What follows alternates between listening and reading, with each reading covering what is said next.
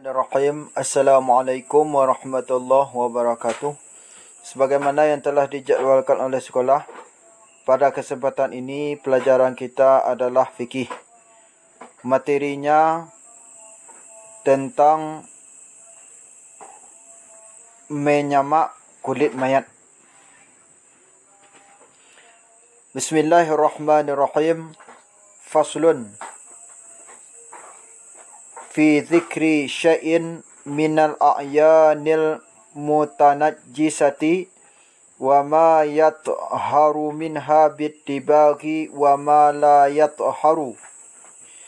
Ini satu fasal tentang menyebutkan sesuatu dari benda-benda yang terkena najis dan sesuatu yang suci dia sesuatu darinya benda-benda itu dengan cara menyamak, dan sesuatu yang tidak suci dia sesuatu dengan cara menyamak. Artinya dalam fasa ini akan kita jelaskan tentang benda-benda yang terkena najis yang dapat suci dengan cara disamak atau tidak dapat suci dengan cara disamak. Wa juludul maitati kulluha tatharu biddibaghi sawa'un fi dhalika maitatan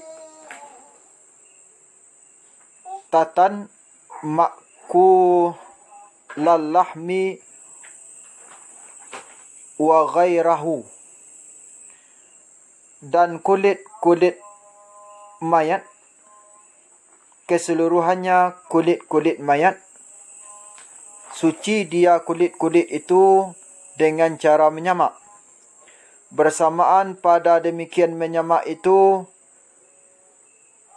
bangkai yang dimakan dagingnya dan bangkai yang tidak dimakan dagingnya.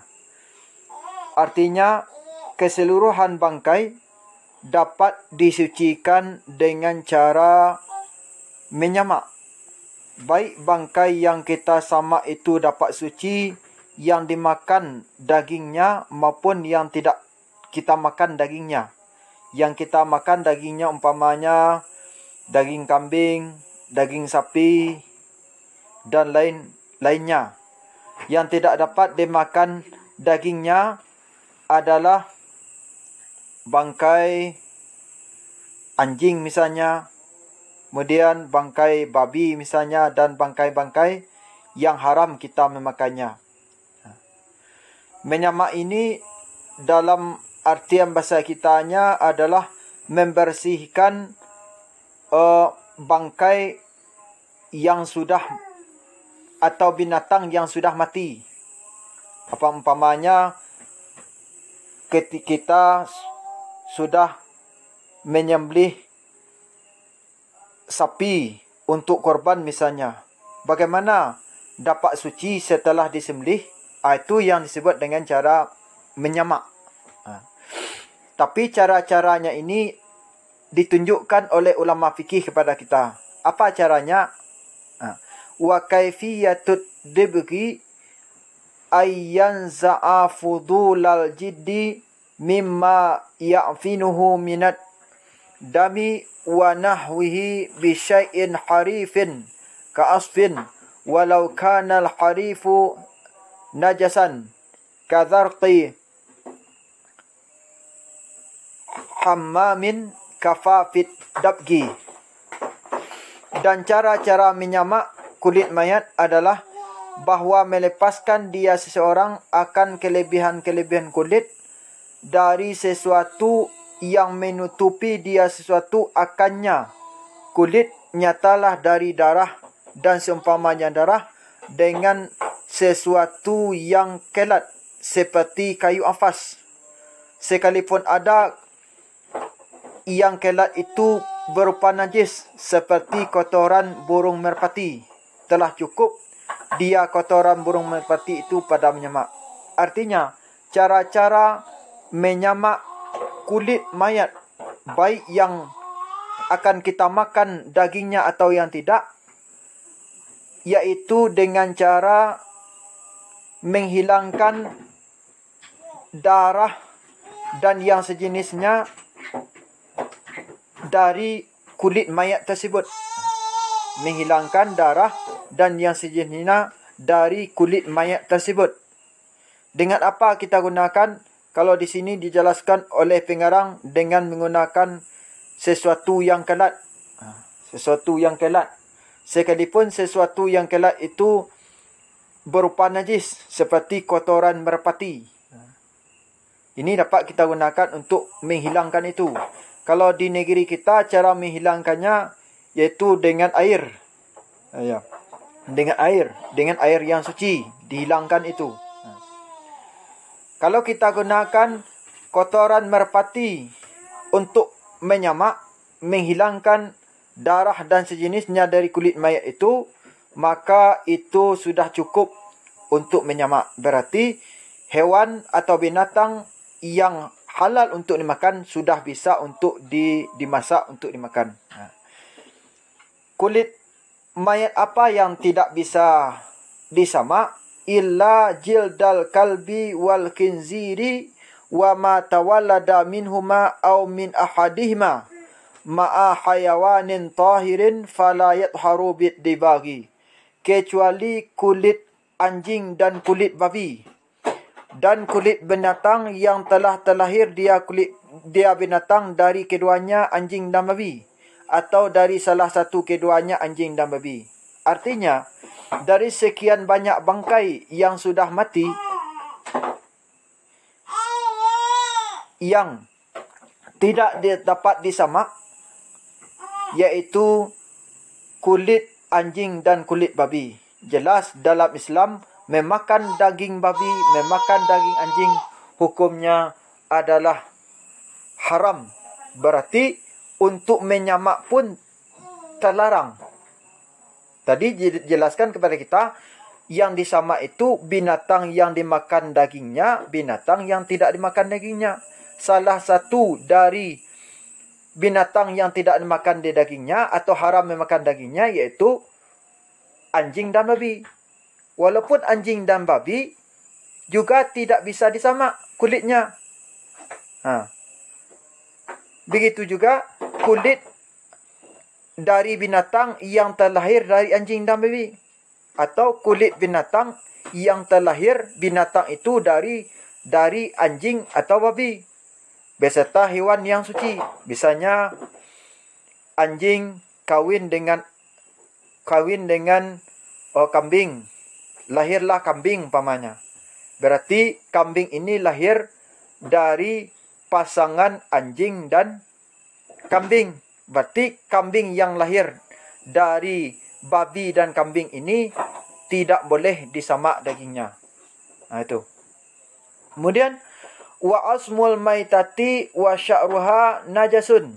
Dan kulit mayat dan rambutnya mayat adalah najis.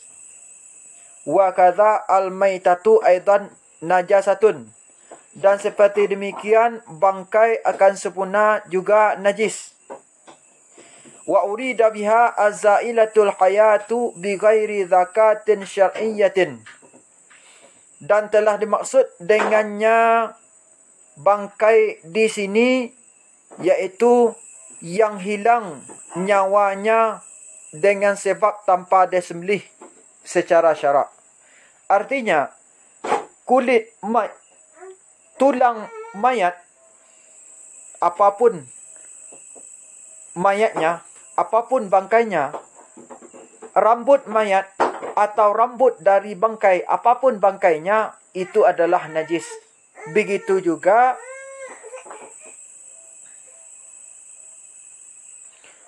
bangkai dari binatang apapun juga najis. Artinya, seketika tulang dan rambut dari bangkai itu najis, begitu juga bangkainya itu juga najis, apapun itu.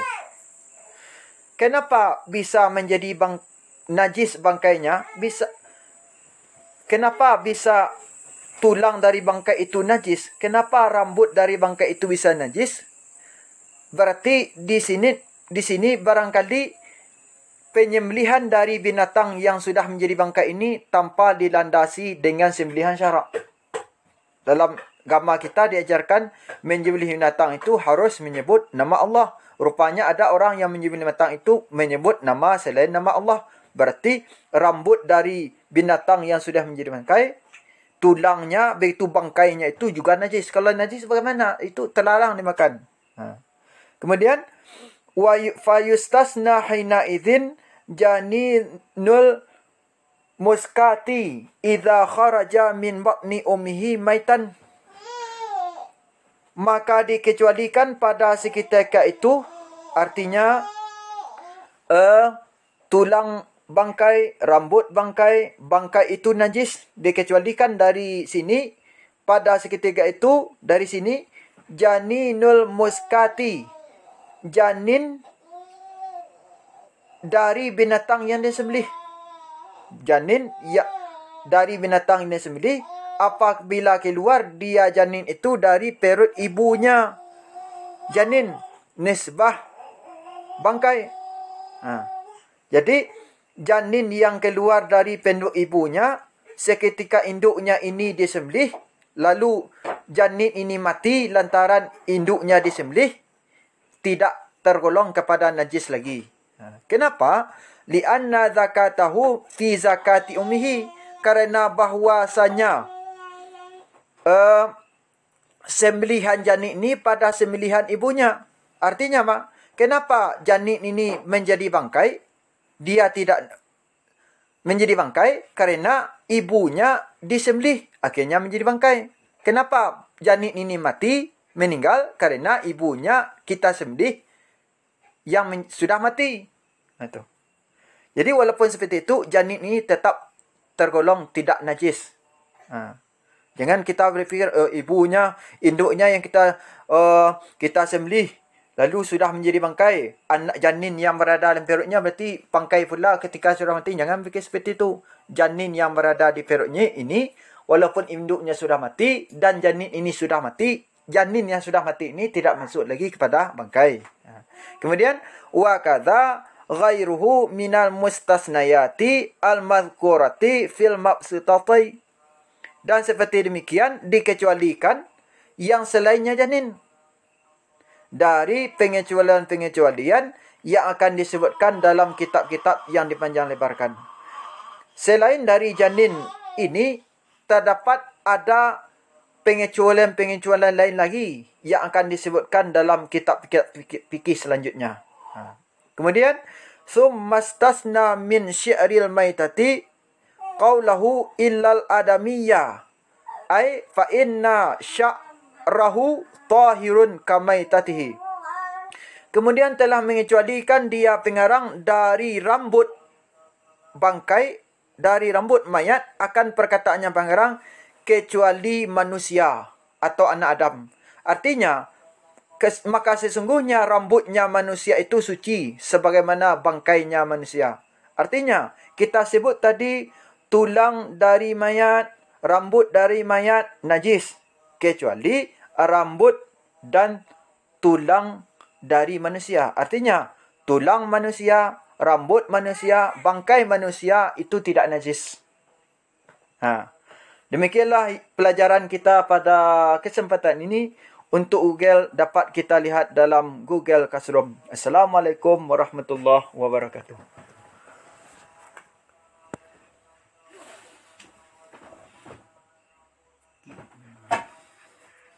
Tengok-tengok je ni.